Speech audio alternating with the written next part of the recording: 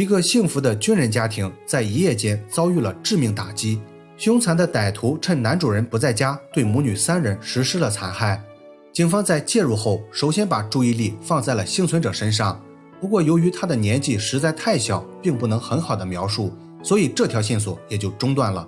经过走访和调查，一名目击者给警方提供了线索，通过这条线索，他们很快锁定了凶手的身份。原本以为此案就此了结，但是接下来发生的一系列事情让所有人都为之震惊。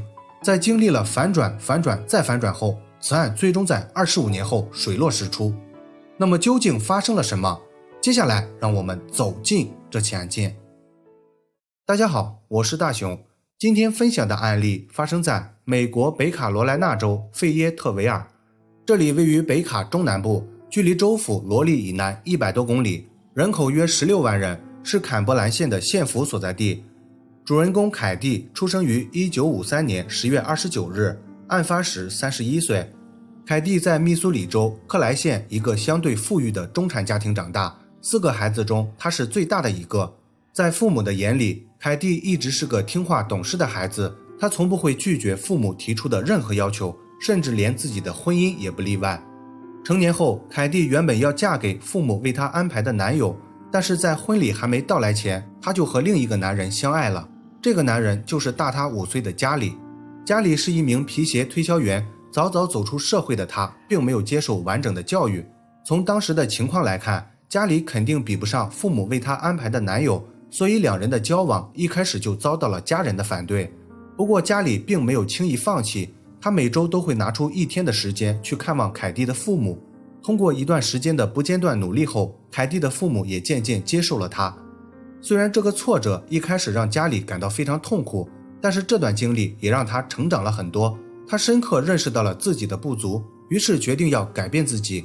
在交往期间，加里重新读了大学，并对未来的生活做好了规划。1975年，2人恋爱的1年后，加里和凯蒂顺利结婚。3年后，他们有了第一个女儿卡拉。此时的加里已经大学毕业，按照计划，他要去参军实现理想。在通过了一系列考核后，他最终被美国空军录取。刚开始那几年，家里驻扎的地点经常会变动，为了能与丈夫团聚，凯蒂不得不紧跟丈夫的脚步，经常搬家。在结婚的这些年里，她已经记不清楚搬过几次家了。不过好在这一切都是值得的。从军近10年后，家里从一名小小的士兵晋升成为了空军少尉，同时他们又先后有了老2艾琳和老3贾娜2个孩子。随着家里军衔的提升，他驻扎的地点也基本稳定了。当时他们在基地附近购买了一处房产，平时在训练结束后，家里就会回家居住。原本他们以为现在的生活终于可以安稳了，但是没想到家里又突然接到了任务，需要到英国工作。由于工作的变动，他们一家又要继续搬家了。在被派遣到英国之前，家里需要进行长达半年的封闭式培训，在这期间他不能回家，只能每周通1次电话。所以搬家卖房子的任务全都落在了凯蒂一个人身上。作为一名合格的军嫂，凯蒂早就适应了这种一个人的生活，她有条不紊地进行着一系列搬家前的准备。可是就是这次平常的搬家，却让她和2个女儿丢掉了宝贵的生命。1985年5月9日，这是一个平常的周4晚上，按照往常的约定，今晚是家里和凯蒂通话的时间。可是这通电话打了好几次，凯蒂始终没有接听。当时家里隐约感觉事情有些不对劲，因为这是1周中2人唯一一次通话的机会。虽然他非常不放心，但是由于还有任务在身，他不能随便离开，所以只能在心里默默祈祷妻子只是有事外出了。结束通话的3天后，一名叫鲍勃的邻居在路过凯蒂家时发现了一些奇怪的现象。他注意到凯蒂家的过道上放了3份没有拿走的报纸，看起来似乎这几天没有人在家的样子。可是奇怪的是，凯蒂的汽车却还停在了外面。当时鲍勃突然有了一种不好的预感，于是他上前走了过去。鲍勃先是敲了敲门，然后又按了几下门铃，但是一系列操作下来后，里面并没有人回应。就在他以为自己可能多疑了，准备离开时，房间内突然传来了一阵微弱的婴儿哭啼声。这下鲍勃意识到出了大问题，于是他马上跑回家拨打了报警电话。接到报警后，几分钟内巡警就来到了现场。他们通过破坏窗户的方式爬进了房间，刚一进去，他们就发现了正在床上哭闹的贾娜。贾娜是凯蒂最小的女儿，当时她只有不到2岁，她的状态非常差，看起来已经好几天没有人照顾了。为了确保安全，巡警首先把她送到了医院，同时留在现场的警员开始检查剩余的几个房间。在主卧和儿童房里，他们又有了令人心碎的发现，凯蒂以及她的2个女儿卡拉和艾丽都已经不幸遇害。经过确认，母女3人全部为利器所害，其中凯蒂的伤势是最严重的，她被刺了10几次，而且还有被侵犯的迹象。这种情况显然是巡警无法处理的，于是他们马上呼叫了支援，随后到达的凶案调查人员接管了现场。经检查，凯蒂家的门窗完好，没有损坏，家里虽然没有丢失贵重物品，但是钱包和现金都不见了。在对案发现场仔细检查后，他们又找到了几枚指纹和一些头发，另外还有几个不属于凯蒂和孩子们的脚印。根据这些发现，警方有了初步判断，这名凶手应该是通过钥匙或者经过凯蒂的同意进入了房间，他的作案动机很可能是性犯罪或者抢劫。现在警方有一项非常艰难的任务，就是要把这个悲伤的消息通知给家属。在与家里联系前，他们首先向医院询问了贾娜的情况。在得知贾娜并无大碍后，警方抱着复杂的心情把这一消息告诉了家里。当时家里正在军营接受培训，接到电话后，他的情绪崩溃了。为了协助调查，家里马上起身，以最快的速度赶了回来。由于在以往发生的凶案中，受害者的伴侣往往是第一嫌疑人，所以家里也不例外。警方首先询问了他在案发时候的活动轨迹。家里表示，他已经快半年没有回家了，这段时间他一直在部队里，没有在当地出现过。通过家里上司的证实，警方很快确定了他的说法，于是家里首先被排除了嫌疑。接下来警方又询问了他有没有怀疑对象。家里表示，虽然2人平时聚少离多，但是感情还是很稳定的，结婚这些年来他们都没有过出轨的情况。凯蒂的生活也非常简单，平时除了照顾3个孩子外，基本不会与任何陌生人接触。不过在上周他们通话时，凯蒂曾经说过一件事情，她为了给宠物狗找个新主人，在报纸上刊登了一则广告，最后宠物狗被一名陌生男人收养。听完家里的描述后，警方感觉这名宠物收养人非常可疑，因为他可以很轻松地获得信任，进入到凯蒂的家。不过由于家里并不知道收养人的个人信息，所以警方一时间也没有办法找到他。在这种情况下，他们只能尝试在年幼的贾娜身上获取线索。贾娜在父亲的陪同下被送到了儿童心理医生那里，为了激发他的记忆，心理医生拿出了凯蒂的照片。在看到照片后，贾娜先是做出了亲吻的动作，然后又悄悄地说道：“我要躲起来，他会来抓我的。”很明显，贾娜目睹了整个事发经过，但是由于她的年纪实在太小，没办法真正表达当时发生的所有事情，所以这条线索也就中断了。案发的第2天，警方拿到了尸检报告，报告结果证实了之前的推测，3人全部被利器所害，而且法医还在凯蒂的体内发现了男性的体液。虽然这是一个重大发现，但是受限于技术原因，当时还没办法做 DNA 对比，所以这仍然不能给破案提供线索。为了找到真正有价值的信息，警方又对凯蒂附近的邻居进行了走访，其中有一位叫帕特里克的目击者给警方提供了重要线索。据他所说，5月10号凌晨3点左右，他在步行回家时看到过一名身材高大的白人男性匆匆走出了凯蒂的家。他身穿黑色夹克，头戴针织帽，手里还拿着一个不知道装了什么东西的垃圾袋。之后他开着一辆白色雪佛兰牌的汽车就离开了。目击者还补充说道，当晚的天气很好，月光很亮，他非常肯定自己看清了这个男人的样貌。通过这名目击者的描述，警方确信这名男子就是凶手。根据家里以及目击者提供的时间线，他们推测出了凯蒂母女遇害的时间大概在5月9日晚上8点到10日凌晨3点之间。结合目击者的描述，警方制作了一份嫌疑人画像，然后他们把这个消息通过媒体传播了出去。经过媒体不断的报道，这起残忍的案件引起了很多人关注，很快他们就得到了一条特别的线索。几天后，一名叫提莫西的年轻人找到了警方。提莫西表示，他就是收养凯蒂宠物狗的人。他和妻子在电视上看到凯蒂母女遇害后，感到非常震惊，所以他就抱着能不能帮上忙的心态来到了警局。接待的警员在看到提莫西后，整个人都惊了，这个好心人竟然和凶手画像长得一模一样。不仅如此，他开的汽车还是一辆白色的雪佛兰。为了得到更多的线索，警员按耐住激动的心情，照流程对他问了几个问题。首先就是整个领养的过程。提莫西表示，他是一名现役军人，目前已经结婚生子。由于工作原因，他无法经常陪伴在妻儿身边，所以才有了养一条宠物狗的想法。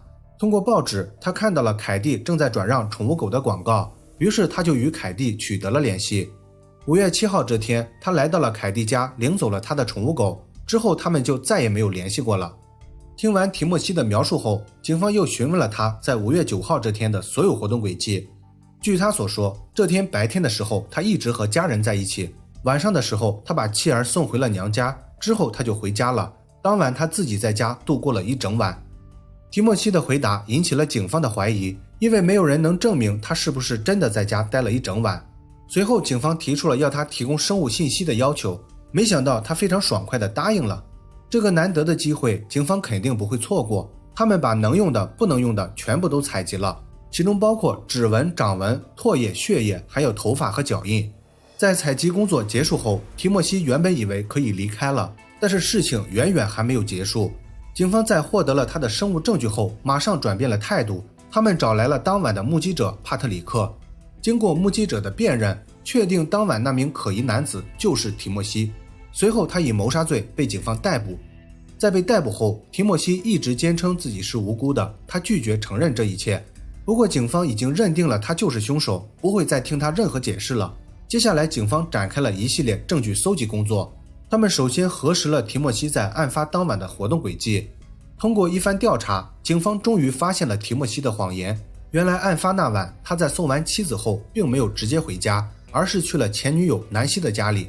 当晚提莫西使出了浑身解数，想要和南希发生一些亲密的事情，但是却遭到了拒绝，最终两人不欢而散。顺着这条线索，警方想知道离开后提莫西去了哪里，于是他们找到了他的邻居。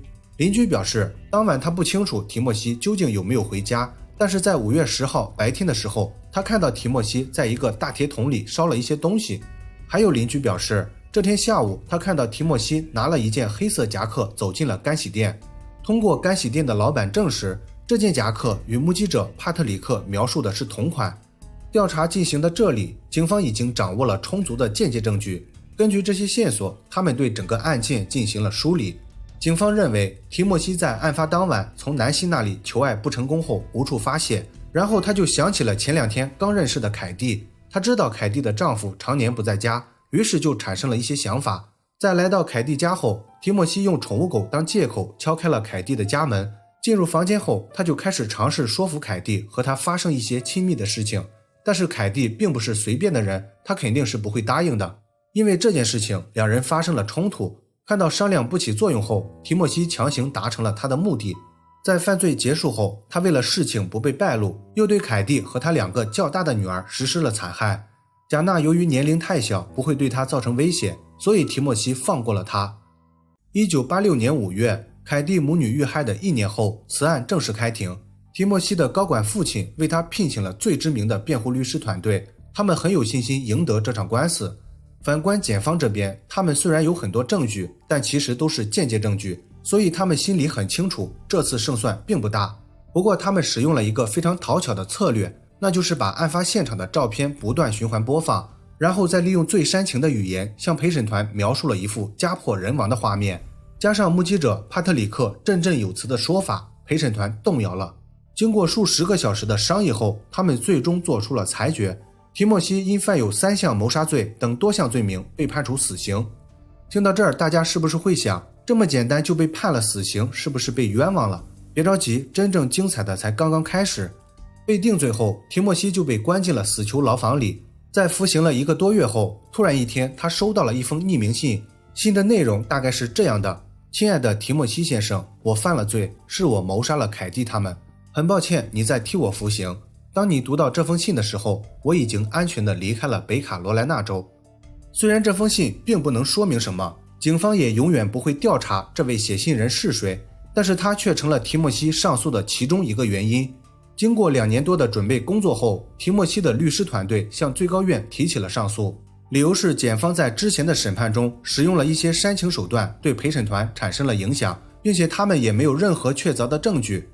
收到上诉请求后，法官们做了慎重考虑，最终以5-2的投票结果同意上诉。1989年，案发的4年后，二审正式开始。这次提莫西的律师团队做好了一切准备，他们首先对检方最大的证人帕特里克的证词做出了反驳。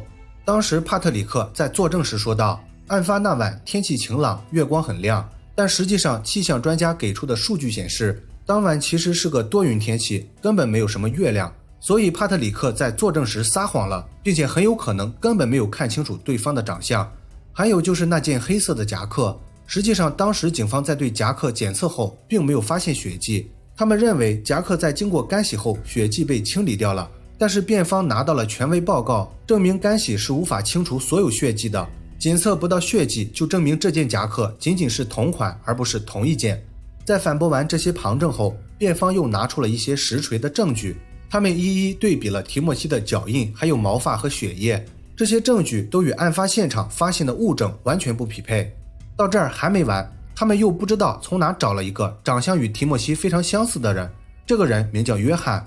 约翰作证说，他有非常严重的失眠症，时常会在晚上出门散步。案发那晚，他穿着黑色夹克，戴着针织帽，路过了凯蒂的家。根据这一点，辩方表示，即便是目击者帕特里克没有看错，那他又怎么保证当晚看到的不是约翰，而是提莫西呢？